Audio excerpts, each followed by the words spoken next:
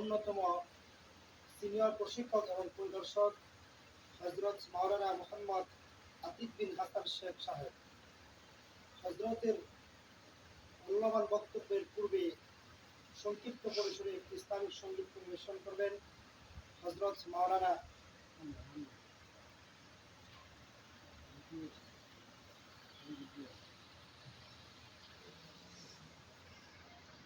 আসসালামু আলাইকুম ওয়া রাহমাতুল্লাহ।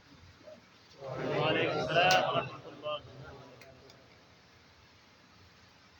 আল্লাহ তাআলা দরবারে লাখ কোটি শুকর ও সুজুদ। এই মাথা নিচে করে দাও। আল্লাহ জাল্লা শানুহু আমি আমাদেরকে আল্লাহ তাআলা মনোনীত করার জন্য নবীর এলেমকে দুনিয়াব্যাপী সাইলাফ করার জন্য আমাদেরকে তার মনোনীত করে রেখে আমাদের প্রশিক্ষণকে সমাপ্ত করেছেন এবং সেটাকে সুনাম ধন্যের সাথে দক্ষতার সাথে সমাপ্ত করতে পেরেছি আল্লাহ তাআলার এক অশেষ মেহেরবানির কারণে। এই জন্য শুকরিয়া আদায় করি আলহামদুলিল্লাহ। গভীর রজনী যেটা প্রশিক্ষণের ইতিহাসে নাই, প্রশিক্ষণের ইতিহাসে একটা পর্যন্ত জায়গা থাকছে এরকম ইতিহাস নাই। অন্যত্র একটা পর্যন্ত ক্লাস হয় এরকম ইতিহাস অনেক আছে। আমি রাত্রে আজকে হঠাৎ লম্বা সময় কথা বললে আপনাদের মাথার বাইরে ঘোরাঘুরি করবে, মারাত্মক ঘুমের কষ্ট হবে, কোনো ফায়দাজনক কাজ হবে না। সর্বোপরি কথা হলো একটা, আমরা বাচ্চাদেরকে মারধর করবো না। এক নম্বর কথা, মারধর করলে ক্ষতি কি? মারধর না করলে লাভ কি? মারধর করলে ক্ষতি হলো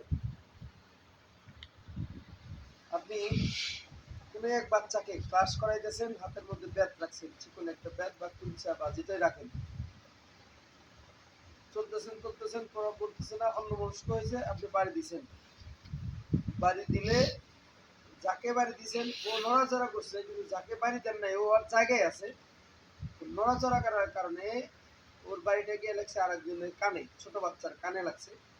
কানে লাগার সাথে সাথে বাড়িটার বেশি ভারী না, আচমকা ফেটে যাবে। যেই বাচ্চার লাগছে সেই বাচ্চা ব্যথাও পায় নাই, হালকা আঁচড় লাগছে, লাগার কারণে ফেটে গেছে, ও জানেও না। কিন্তু পিছনে যে বাচ্চাটা আছে ও এটা দেখছে, দেখার সাথে সাথে আপনি আপনার ক্লাস আপনার মতো করে করাইতেছেন, ওই পিছনের ছাত্র যেটা দেখছে ও আর 2-3 জনকে দেখাইতেছে, রক্ত বের হইতেছে।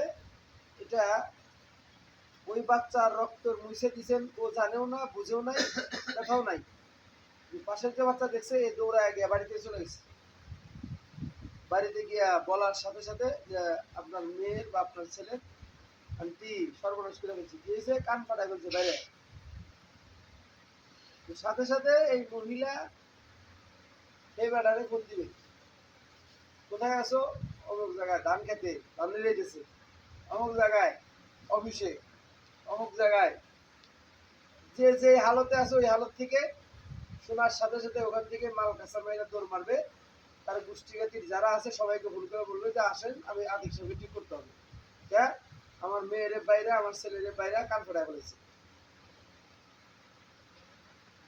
তো কান দিয়ে নাকি রক্ত উঠতেছে, হয়তো কানেও শুনে না।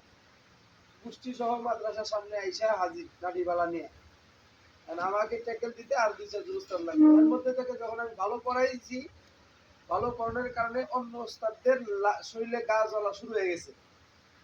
সবাই আমার প্রশংসা গায়, সবাই আপনার প্রশংসা গাবে, অন্য শিক্ষক যারা আছে তাদের শরীরে জ্বালা পড়া শুরু হবে। এই হুজুর আসার কারণে হুজুর তো আমাদের সব শেষ করে দিয়েছে। এখন এই যে একটা সুযোগ পাইছে, এই হুজুর এইরকমই, হ্যাঁ মারধর করে, আমরা এত না করি, শুনে না।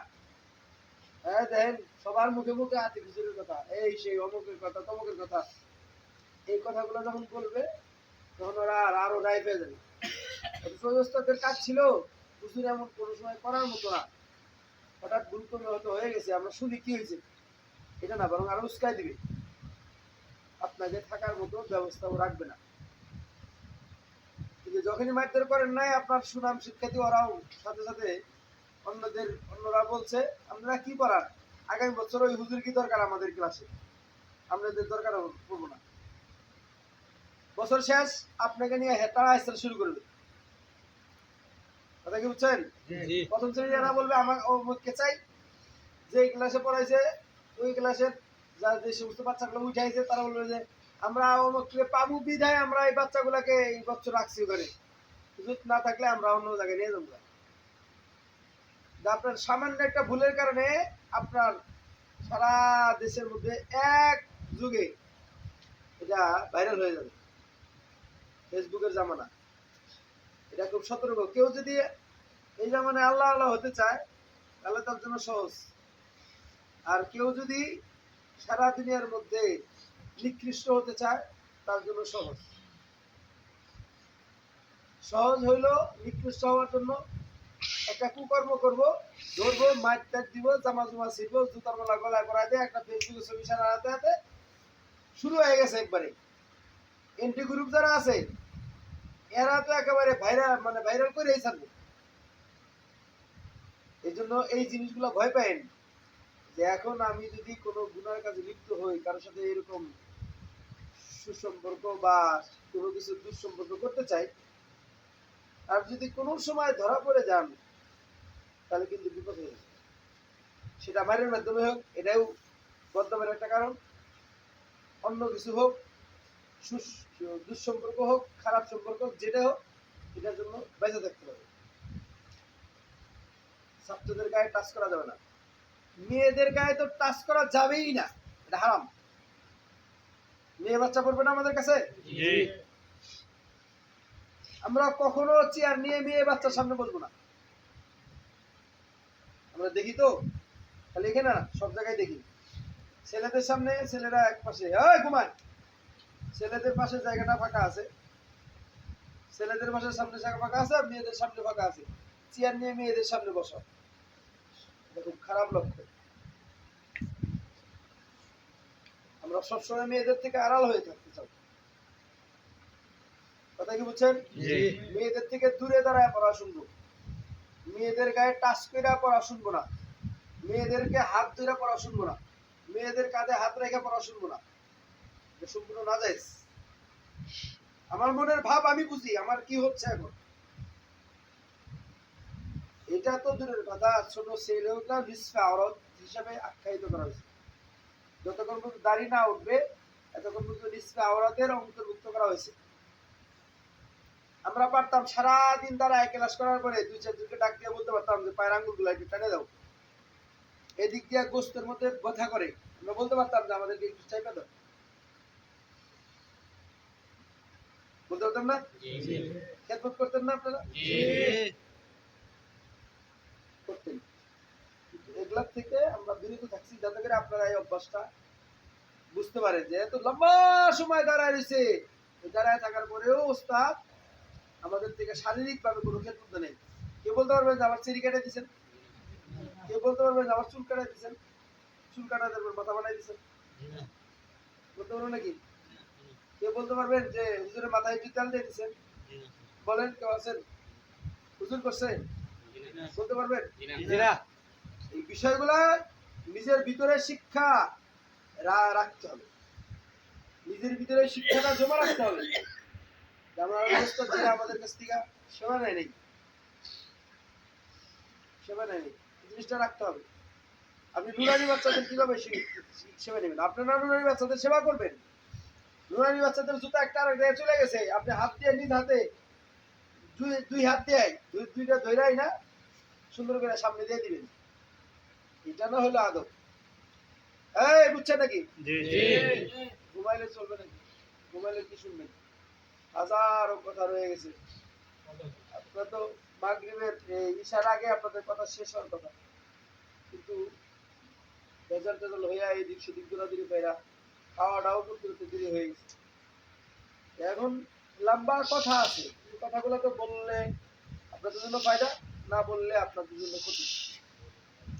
এক নম্বর কথা হলো মায়ের বিষয়, দুঃসম্পর্ক সুসম্পর্ক বিষয়ের কথা বললাম। প্রাইভেট পড়াইলে কোনো মাদ্রাসায় যদি প্রাইভেট পড়ানোর সুযোগ দেয় বা সুযোগ থাকে, কোনো বাসায় গিয়ে আবার প্রাইভেট পড়াবেন না, কোনো বাসায় গিয়ে প্রাইভেট পড়াবেন না। টাকা পয়সার যার নাই সে কিন্তু মরে যায় নাই, টাকার পিছনে দৌড়াবেন, টাকা আপনার ধরা দিবে না। আপনি বাচ্চার হক আদায় করবেন, আল্লাহ স্বয়ং আপনার হক আদায় করবে। আপনি বাচ্চার হক আদায় করবেন ক্লাসে, উপর থেকে আপনার হক আদায়ের ফয়সালা নিয়ে নেবেন। দুনিয়ার কেউ আপনার হক নষ্ট করতে পারবে না। কথা কি বুঝছেন? আপনি বাস্তব কথা বলছি এটা। আপনি আল্লাহকে যত ভয় পাবেন, দুনিয়ার মানুষ আপনাকে তত ভয় পাবে। এটাই কিন্তু চিরন্তন সত্য কথা। আপনি আল্লাহকে যত ভয় পাবেন, দুনিয়ার সমস্ত মানুষ আপনাকে দেখে তার চেয়ে বেশি ভয় পাবে। ওইটার অবস্থান তৈরি করে দিবে কে? আল্লাহ। যদি ওনাকে ভয় না পান, ওনাকে ভয় পাওয়ার মাধ্যম হলো এটা, ওনাকে ভয় পাওয়ার কারণ হলো এটা যে আপনি ক্লাস কখনো ফাঁকি দিবেন না, ক্লাসে কখনো অনুপস্থিত থাকবেন না। ক্লাসে অন্তত পক্ষে 15 মিনিট আগে ক্লাসে যাবেন। কয় মিনিট? 15 মিনিট। অন্তত পক্ষে 15 মিনিট আগে ক্লাসে যাবেন। ক্লাসে যাওয়ার ফায়দা হবে কি, আর না গেলে ক্ষতি হবে কি, এটা বলি। এটা অবশ্যই বলতে হবে, আর এটাও আপনাদের শুনতেই হবে। ভালো করে শুনেন। আপনি ক্লাসে আগে গেছেন, 15 মিনিট আগে গেছেন, চেয়ার নিয়ে বসে আছেন, তখন বসে থাকেন। ছাত্র আসবে, এটা কিন্তু ওই যে ক্লাসে বলছিলাম যে গার্জেন 15 মিনিট আগে, ফজরের পর থেকে তার আঞ্জাম শুরু হয় বাচ্চাকে তৈরি করার পিছনে, বলছিলাম। এখন ওই কথার সাথে এই কথাটা মিল সংযুক্ত করবেন। 15 মিনিট আগে ক্লাসে আইসা হুজুর ক্লাস চেয়ারে বসবে, চেয়ারে বসার পর ছাত্র আসবে, তার সিটে বসাবেন, খাতায় লেখা লিখছে কিনা ডাক দিবেন, খাতা নিয়ে আসেন। খাতায় লেখে নাই, বসে বসে খাতা ক্লিয়ার করেন। গার্জেনটা দেখলে বলবে হুজুর তুই আগে আসে, আমার বাচ্চাকে আরো আগে দিতে হবে। এই যদি প্রাইভেট সিস্টেম, হুজুর আপনি কি প্রাইভেট টাকা নেবেন? না, এটা ক্লাসের অন্তর্ভুক্ত, আমরা প্রাইভেট করাই দিছি না, এখন ক্লাস মূল ক্লাস চলতেছে। এখন ওই গার্জেন গুলো আস্তে আস্তে বাচ্চাদের আগে তাড়াবে, আগে দিয়ে আসবে। কেন? ওইখানে গেলে আগে কিছু করা পাওয়া যায় ফ্রি ফ্রি। এইভাবে ক্লাসের বাচ্চার সবক আদায় হয়ে যাবে। আমার সবক আদায় হয়ে গেল, লেখা কমপ্লিট হয়ে গেল। আপনি যেই লেখাই লেখে নাই, খালি আপনার লেখা না, ইংরেজি লেখা লেখা নাই, ওকে বসা ইংরেজি লেখান। অঙ্ক শেষ করে নাই, জিজ্ঞাসা করেন কোন কোন বিষয়ে শেষ হয় নাই, সেই সব বিষয় ঠিক আছে, একটা বিষয় হয় নাই, দুটো বিষয় হয় নাই, ওটাকে বসায় ওটা ঠিক করান, বাস ক্লিয়ার হয়ে গেল।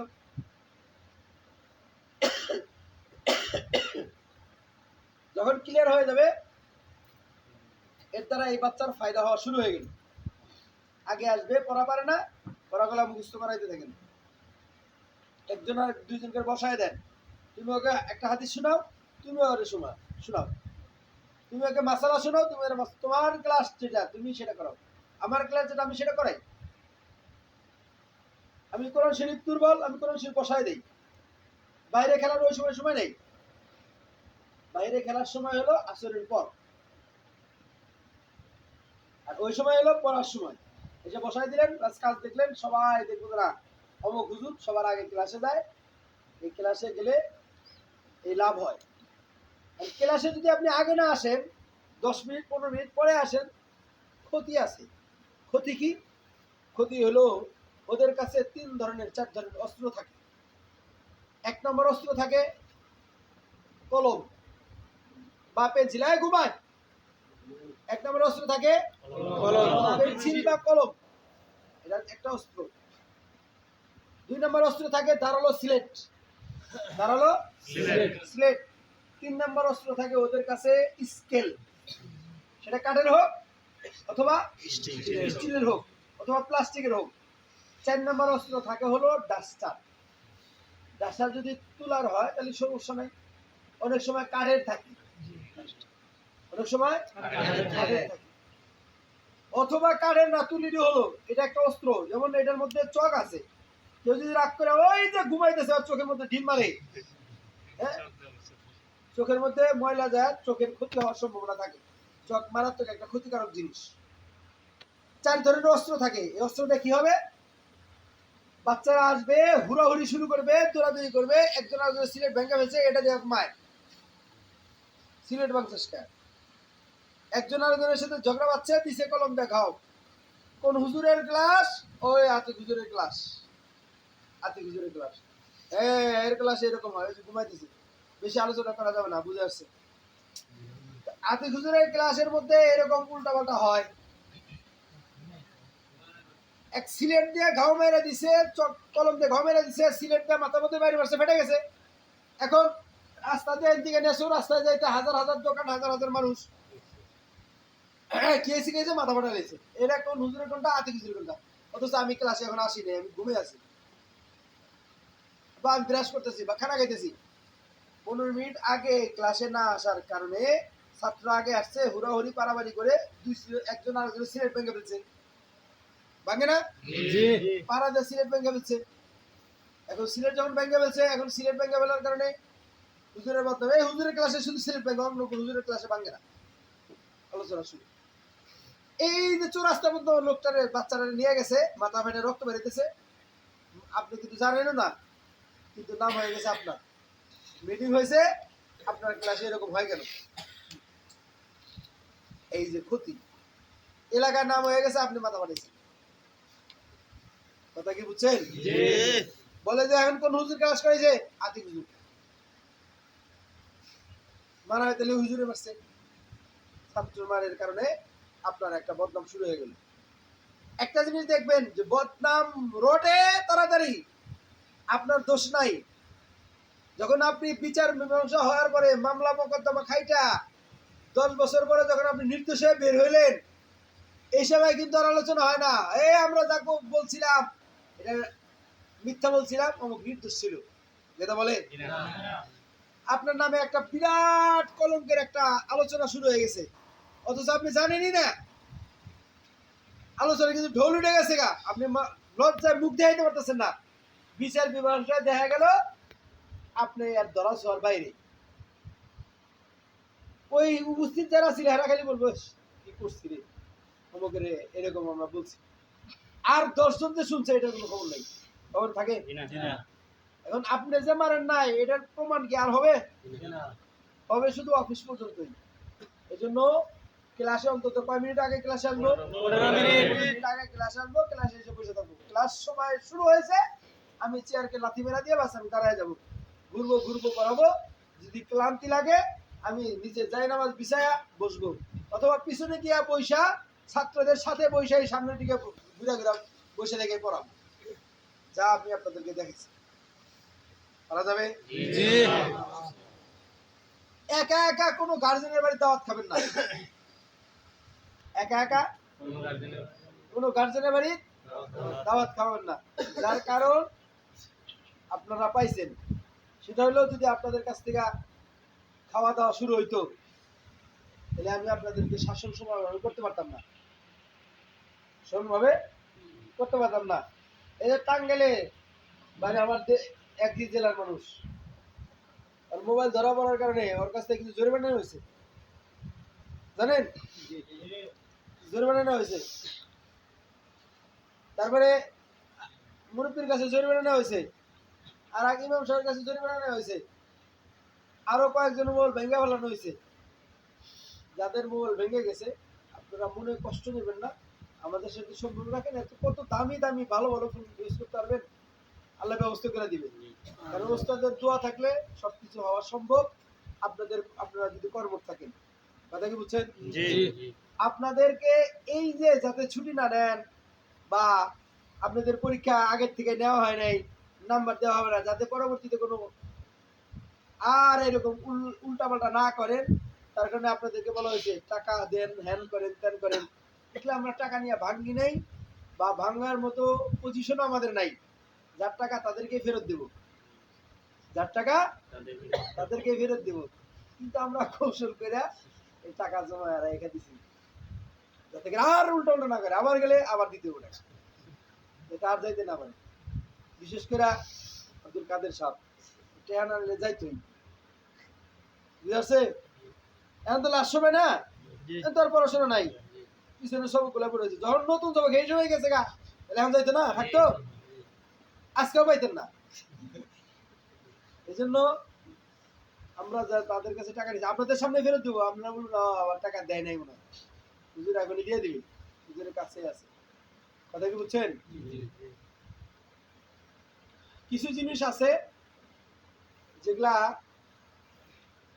মানার চেয়ে বলার চেয়ে মানা কঠিন, বলার চেয়ে মানা কঠিন। তার মধ্যে এক নম্বর হলো ওস্তাদের যেই জায়গা থেকে কাজ করছে এই জায়গা হয়তো আপনার পছন্দ হয় নাই, বলতে পারেন নাই, মানাটা আপনার জন্য একেবারে কষ্টসাধ্য হয়ে গেছে, যার কারণে কিছু ছাত্র চলেও গেছে। ফোন দিব না এরকম আলোচনা হয়েছে না, ধরা পড়লে কিন্তু আর ফোন যাবে না, কিন্তু ডাক দিয়ে নেয় কি ফোন চার্জের জন্য এক সপ্তাহ পরে দেওয়া হয়েছে না। এই যে এখান থেকে একজন বয়স্ক ছেলে চলে গেল, ও ফোনে ওই যে নামাজের জন্য শুটিং, তো আমার মসজিদে যাওয়া লাগবে, মনে পড়ছে? ফোনের সম্পর্কের কারণে শেষ পর্যন্ত বসে করতে পারলো না। সে কিন্তু ভালো ছিল, আমি যত করে ক্লাসে থাকতো ভদ্র বা সভ্য হিসাবে থাকতো। যাই হোক, আমি এই দুইটা কথা বললাম। এক নম্বর কথা হলো যে গার্জেনের বাড়িতে একা দাওয়াত খাবো না, প্রতিষ্ঠানের পক্ষ থেকে সমস্ত হুজুর দাওয়াত খেলে আপনি দাওয়াত খেতে যাবেন, একা একা কোনো বাড়িতে দাওয়াত খাবেন না, কোনো ছাত্রকে বাসায় গিয়ে পড়াবেন না। কোনো মাদ্রাসায় প্রাইভেটের ব্যবস্থা করে দেয়, তাহলে বাসায় গিয়ে কি করা যাবে না, বাসায় গিয়ে প্রাইভেট পড়াইলেই সমস্যা হবে। আপনি লিখে রাখেন, গুণা যাবে যে অমুক জায়গা থেকে এই অবদস্ত কইরা বাস পাঠাই দিচ্ছে, এটা বাসায় গিয়ে পড়ানো নিষেধ। মাদ্রাসায় এসে পড়বে, যখন পড়ান তখন মাদ্রাসা থেকে নিয়ে যাবে। মহিলা গার্জেনের সাথে কোনো রকমে আপনি কথা বলবেন না, ভালো কিছু জানতে চাইলেও বড় হুজুরের সাথে কথা বলেন, বড় হুজুর আমাকে বলবেন। যদি ফেতনা থেকে বাঁচতে চান, সরাসরি যদি ফেতনা থেকে বাঁচতে চান, আপনি মহিলা গার্জেনের সাথে কোনো কথা নাই। যদি আপনাকে বেতন উঠানোর দায়িত্ব দেয়, আপনি সরাসরি বলবেন যদি আমাকে 500 টাকা কম দেন, তাও আমার ওই যে বেতন কালেকশনেরটা দিয়েন না, যেটা মহিলারা বেতন দেয়, আমি এর থেকে পানা চাই, আমাকে আর 10টা কাজ দেন, আমি কাজ করুন, কিন্তু এই দিকে আমাকে ঘেঁষায় না। সর্বোপরি যে জায়গায় থাকেন ওই জায়গার বড়দের সাথে সম্পর্ক রাখবেন, বড়দের সাথে সম্পর্ক রাখবেন, বড় বড় পিসাব মাশায়েখ যারা আছে এদের সাথে সম্পর্ক রাখবেন, তাবলিগ জামাতে যাবেন, আমলের সাথে জড়িয়ে থাকবেন, দেখবেন আল্লাহ তাআলা আপনাকে বড় করবে, আল্লাহ তাআলা আপনাকে বড় করবেই করবে। কথা কি বুঝছেন? আমি এত কথা বলে আমার এই কথা সংক্ষিপ্ত পরিসরে যে কথাগুলো বললাম, কিন্তু সব কথাগুলোই বলছেন। আমি মাঝখানে যদি একটা কথা ছিল ছুটে গেছিল, এই কথাগুলো আপনাদেরকে বলে স্মরণ করাই দিলাম, যাতে এই স্মরণীয় কথাগুলো নিজেদের জন্য স্বর্ণাক্ষরে লিখা থাকে। 3টা বিষয়: ক্লাসে আগে যাওয়া, আর একটা বিষয় বাসায় গিয়ে দাওয়াত না খাওয়া, একা কোনো গার্জেনের বাড়িতে, মহিলাদেরকে অ্যাভয়েড করে চলা, গার্জেনদেরকে মহিলা গার্জেনদেরকে অ্যাভয়েড করে চলা। হ্যাঁ, প্রাইভেট যদি কোনো জায়গায় থাকে মাদ্রাসায় পড়া, কথা কি বুঝছেন? আর ক্লাসে যখন যাবেন, এই একটা কথা, বাচ্চাদের তো মারধর করবেন, এটা বললাম। ওই আরেকটা কথা যেটা ভুলে গেছিলাম গা, ক্লাসে যাওয়ার ক্লাসের সময় হয়ে গেছে, আপনি ফোনটা অফ করে রাখবেন, আপনি বাড়িতে বলে রাখবেন যে আমাকে এই সময় থেকে এই সময় পাওয়া যাবে না, ক্লাসের পরে পাওয়া যাবে। মনে করেন একটা কেউ মারা গেছে, কেউ যদি মারা যায় থাকে, আপনার মনে করেন 12টায় বা 12:30টায় ছুটি হলো, ওই সময় আপনি ফোন খুলে রাখতে পারবেন না। আবার যখন ক্লাস শুরু হবে বিকেলে, তখন ফোনটা আবার সাইলেন্ট না, একবার সরাসরি অফ করে রাখবেন।